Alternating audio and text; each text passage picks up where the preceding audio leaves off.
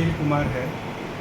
लोकतांत्रिक राष्ट्र निर्माण अभियान यह जो एक राष्ट्रीय मंच बना है, उसके बिहार इकाई का मैं संयोजक हूँ, प्रांतीय संयोजक। सुशील जी, आज आपका गाजीपुर आगमन हुआ है, क्या मकसद है आने का? यह यात्रा लोकनायक जयप्रकाश नारायण की पुण्यतिथि 8 अक्टूबर को पटना के कदम कुआं स्थित उनके निवास से निकली है। उनको श्रद्धांजलि देते हुए वहाँ से आरा और आरा के बाद छपरा, मांझी, फिर मांझी से किताब दियारा और यहाँ मोहम्मदाबाद होते हुए हम लोग गाजीपुर पहुँचे हैं। और यह यात्रा, इस यात्रा का मुख्य उद्देश्य है कि बनारस में विगत महीने 12 अगस्त को गांधी, विनोबा और जयप्रकाश की विरासत सर्व सेवा संघ को बुलडोजर से ध्वस्त कर इस गैर कानूनी और अनैतिक कार्रवाई के खिलाफ देश भर में आंदोलन चल रहा है। और उस आंदोलन के एक पार्ट के रूप में कदम कुआं से बनारस तक की यात्रा निकली है। इसके साथ ही एक यात्रा और निकली है 7 अक्टूबर को दिल्ली राजघाट से, जो वो यात्रा भी आज बनारस पहुंचेगी। उस यात्रा का नेतृत्व कर रहे हैं प्रोफेसर आनंद कुमार, जो लोकतांत्रिक राष्ट्र निर्माण अभियान के राष्ट्रीय संयोजक हैं। मेधा पाटकर जी उसमें हैं, डॉक्टर सुनीलम उसमें हैं। वो यात्रा अभी इलाहाबाद से चली है और इलाहाबाद से चल करके आज बनारस पहुंची।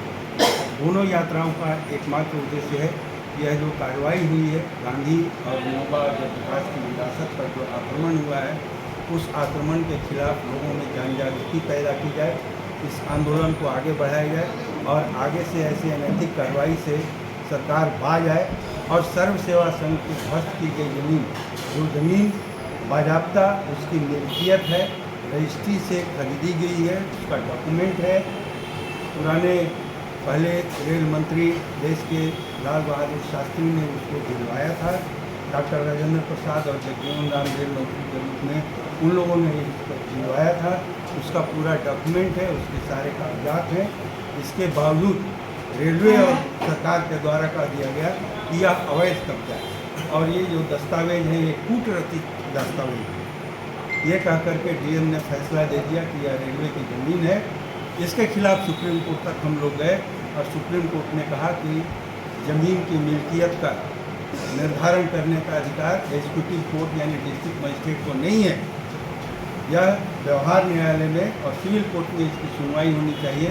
सिविल कोर्ट को आदेश दिया सुनवाई करने के लिए, सिविल कोर्ट में उसका वाद दाखिल किया गया। सुनवाई का एक डेट पड़ा, दूसरे डेट पर भी सुनवाई की हुई, तीसरे डेट पर जज जिसको सुनवाई करनी थी उनका तबादला कैसे हुआ ये भगवान जाने। केस कहाँ चल रही थी? बनारस सिविल कोर्ट में ही चल रही, सिविल एडिशनल जज के यहाँ। और जिस दिन सुनवाई होनी थी उस दिन जज साहब का तबादला और उसके दूसरे दिन, ये 21 जुलाई की बात है, और 22 जुलाई को वहाँ 1500 फोर्स सुबह 6:30 बजे हम लोग थे, मैं वहीं था, ईश्वर चंद जी भी थे, और पूरे परिसर को 1500 फोर्स के द्वारा 23-24 बिल्डिंगें थी, परिवार रहते थे, प्रशासन था, साधना केंद्र था, इन सारी चीज़ों को जबरन खाली करा दिया। उसमें गिरफ्तारी भी हुई, उसमें आपके यहाँ के ईश्वर चंद जी की भी गिरफ्तारी हुई थी। मैं भी वहीं था, लेकिन मेरी गिरफ्तारी नहीं या मैंने गिरफ्तारी नहीं दी, क्योंकि सारे साथी अध्यक्ष चंदन पाल, राम धीरज जी, ये सारे साथी ये सारे लोग गिरफ्तार हो चुके थे और पूरा परिसर एकदम बिल्कुल रावण का अखाड़ा बना हुआ था। उस परिसर में मैं था और उस दिन भर उस कार्रवाई को मैं देखता रहा अपनी आँखों से।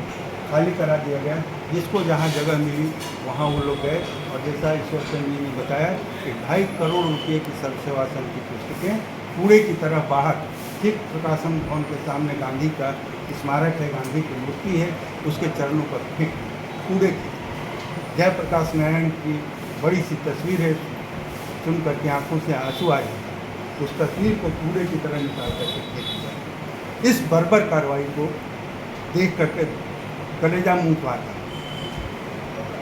उसके बाद वहाँ लगातार प्रतिरोध चलता रहा, शास्त्री घाट पर, देश में कई जगह प्रतिरोध चलता रहा। अंत में 10 अगस्त को एक बड़ी सभा हुई शास्त्री घाट पर, जिसमें राकेश टिकैत भी आए थे, मेधा पाटकर थी, जोगिंदर यादव थे, 3,500-4 हज़ार लोगों की सभा हुई वहाँ, बारिश में भीग करके सभा हुई।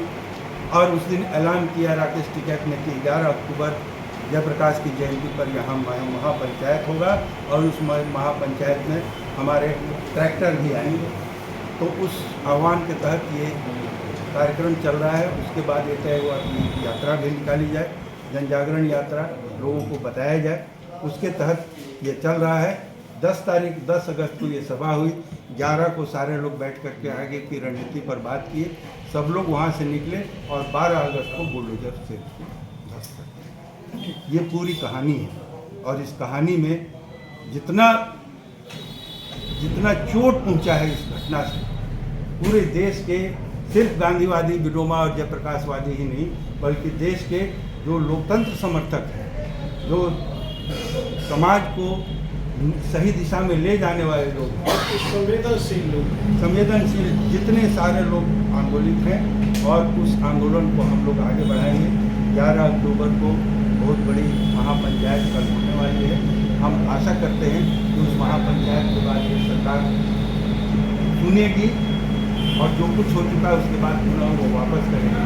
और अगर वापस नहीं होता है तो हम यहाँ के गाजीपुर के साथियों को, बलिया के साथियों को, बिहार के साथियों को आह्वान करते हैं कि इस लड़ाई में साथ आएँ और अगले आने वाले चुनाव में इसका परिणाम दर्शाया जाए कि नरेंद्र मोदी जो देश के प्रधानमंत्री हैं वो उसी क्षेत्र से आते हैं। और जैसा ईश्वर जी ने बताया कि क्वेटा बनाने का, बनारस को क्वेटा बनाने का उनका सपना है, और क्वेटा बनाने के सपने के तहत इन विरासतों को जो ध्वस्त किया जा रहा है, इस ध्वस्तीकरण के खिलाफ पूरे देश के लोग कंसंट्रेट करके इस बार बनारस से नरेंद्र मोदी को हराने का प्रयास करेंगे, कोशिश करेंगे। और उसमें हम सब, आप सबका, गाजीपुर वासियों का, बलिया वासियों का और पूरे देश के लोगों का आह्वान करते हैं कि वो इस मुहिम में निश्चित रूप से शामिल हों।